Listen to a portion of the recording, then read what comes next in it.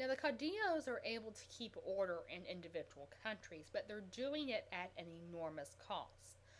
One great example of Juan Manuel de Rosas in Argentina, and he was basically in control of Argentina from 1829 through 1852. Now, those in control are generally termed presidents, but quite often they're referred to as illustrious prince, the true citizen. There's a lot of ceremony played into these roles. Now, Juan was very famous for using violence against his enemies. So, if you were an enemy of Rosas, you had to be wary that if you did not at least demonstrate some support or were a little too hypercritical, it would not be uncommon for him to send his private army or one of his smaller patrons out to deal with you. At the same time, he's also known for his immense use of propaganda to bolster support. And probably the most little famous insignia was a red ribbon. And that was considered to be the insignia of Rosas. And if you weren't out in public wearing your little red ribbon, Rosas men might be out there and you would be in for a public beating. Because that would be a significance of your criticism of Rosas, that you didn't support him. And if you were in Argentina, you were going to support Rosas. So machismo is a major factor. This idea of expansion into the frontier, and this is what he's also known for. So although he's definitely greasing palms in the city, in the countryside he's still retaining his roots with the smaller caudillo leaders, with the agricultural workers, because he's doing a massive amount of expansion into the Argentinian frontier called the Pampas. Now, the Pampas was very much still occupied by the indigenous nomadic Indian tribes of Argentina. And so Rosas promised a number of the landowners there, saying, no, you know what? We'll push them out. You should be able to expand into that. So on the one hand, he's waging war against the Indians. But at the same time, he's also negotiating with the Indians in their own language, trying to figure out the best possible deal for themselves, trying to say, okay, you know what, I also want what's best for you. So it's amazing how they can play both sides. When you have a handful of these individuals in each country, plus the patronage system under there, you can see there's probably not going to be any real political stability. And presidents can serve terms as short as a few days, a few months, depending on the level of chaos in a society. Rosas is definitely one of the exceptions to that. The fact that his patronage system, that his knowledge, that his intellect was so superior that he was able to actually stay in power for so many years.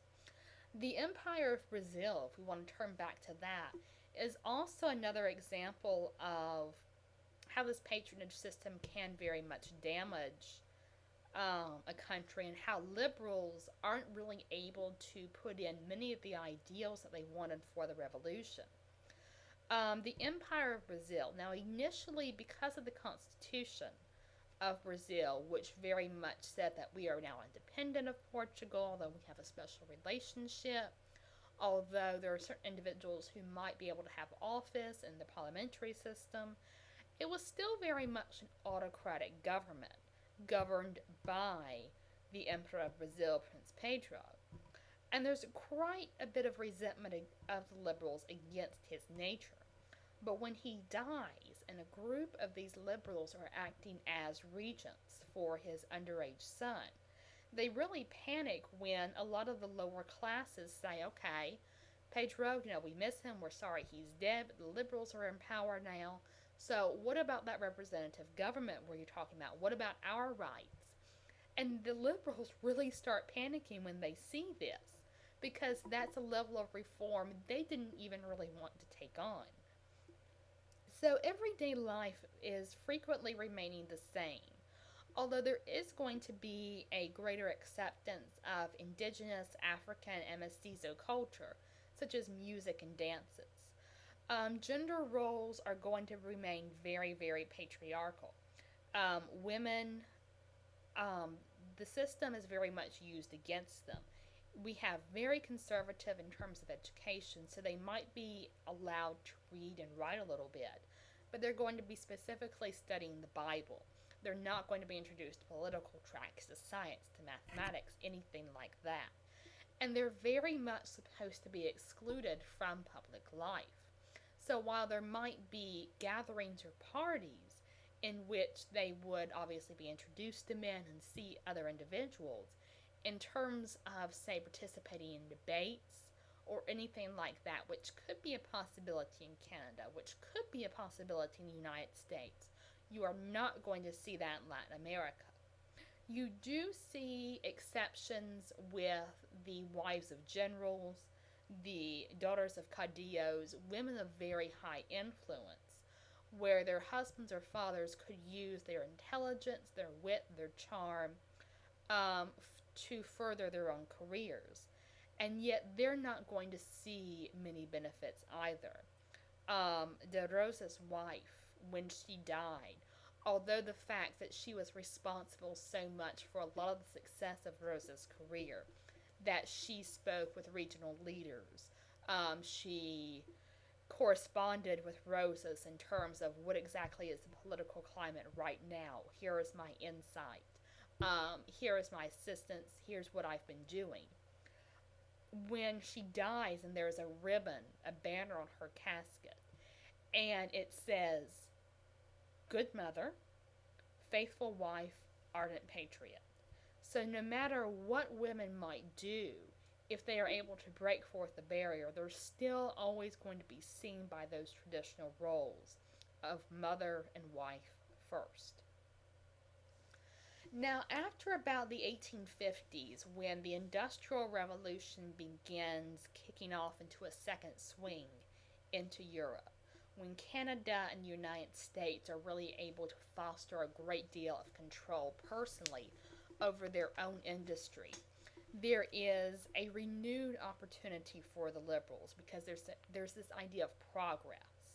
The Industrial Revolution is signaling a major change in Latin America, as their society wants more of the benefits that are provided: better transportation, better trade opportunities, sanitation, everything that's being experienced right now in North America and in Europe.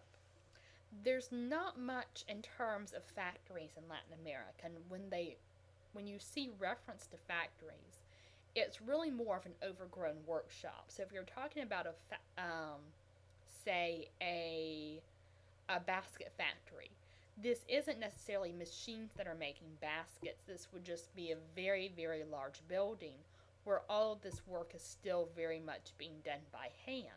So it's sort of like a cottage industry that's been given steroids. So there's really not much in the way of machinery, and Latin America sees that it's really becoming very much dependent on these imports by the United States and by Europe. So there's recognition that some elements of liberalism, some ideas of progress are going to have to be incorporated into the government if they want favorable relationships with Europe, with the United States, and if they want to try and retain an economic edge. And we're going to be seeing later in a few weeks exactly how this becomes a major difficulty for Latin America.